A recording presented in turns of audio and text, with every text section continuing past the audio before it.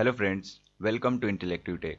So in this video we will discuss some previous year technical MCQs of TCS and QT. Okay, so let's start. So this is question number 9. I have already explained 8 questions in my previous video. Watch that, also link is given in the I button. Okay, so let's start. So it is saying predict the output of the following code. So this code is in C. So let's start from the main function. So first line inside the main function declaring a variable I and initializing 0 in that. After that there is a for loop, and inside that for loop there is a switch block with some cases. So let's start from the for loop. So for I equal to 0, I less than 20, and in every iteration value of I will be incremented by 1. So let's write here I value is 0 initially, okay? And let's come to switch. So in first iteration value of I will be 0, okay? So let's come here, that is switch 0. So now it will compare which cases is matching with the value of I. So now I value is 0, and here you can see that at first case there is case 0, that is true. Okay, so this will be executed, and inside that case there is I plus equal to 5. That means we are incrementing the value of I by 5. So initially it is 0, it will become 5. So here value of I is 5, okay? And if you observe the case 0, so there is no any break statement at the end of case 0.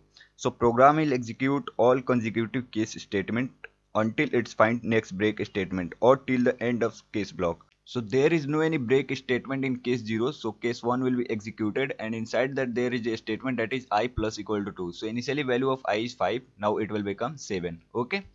And also there is no any break statement in case 1. Then case 5 will also execute, and there is a statement inside case 5 that is I plus equal to 5. So initially value of I is 7. So it will become 12. Okay. And also there is no any break statement in case 5. So default will also execute, and inside that there is a statement that is I plus equal to 4. So initially value of I is 12. Now it will become 16. Okay.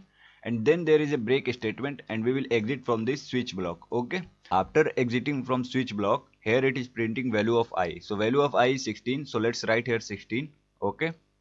And then control will go up, and here value of I will be increment by 1 because there is a post increment in for loop. Okay, so now initially value of I is 16, so it will become 17.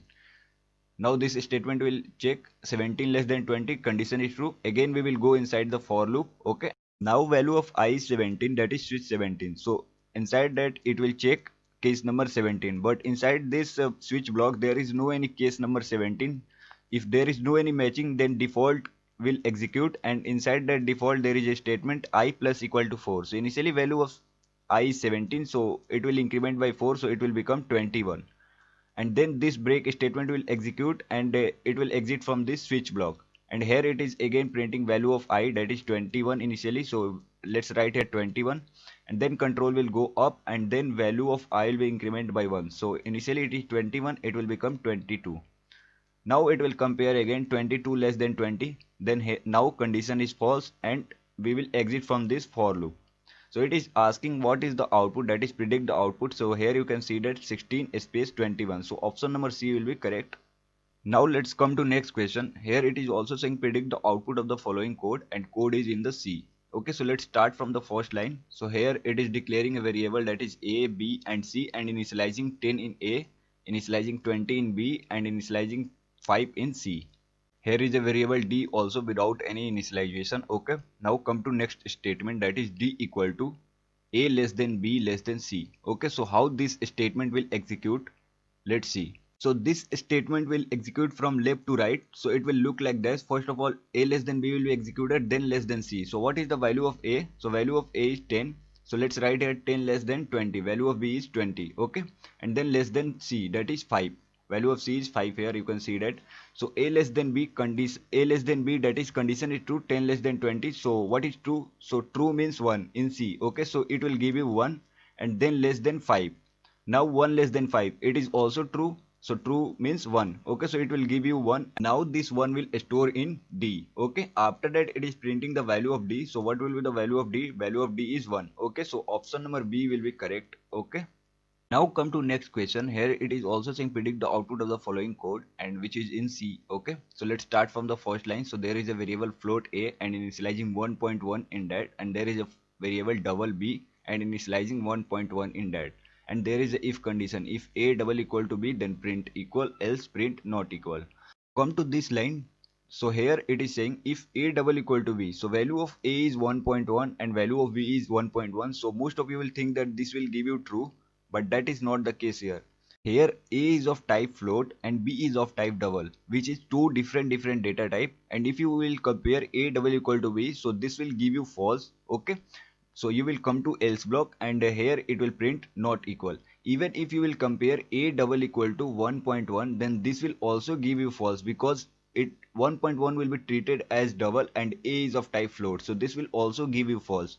Okay, so output will be option B, that is not equal. Come to next question. Here it is also saying predict the output of the following code, which is in C. Okay, so let's start from the main function. The first line, there is an array A. Okay, and initializing 1 and 5 in that. That means at index 0 there will be 1, at index 1 there will be 5. Now there is a print statement, okay, where it is printing star A. Okay, so after seeing that, most of you will think that this will give you error, but that is not the case here.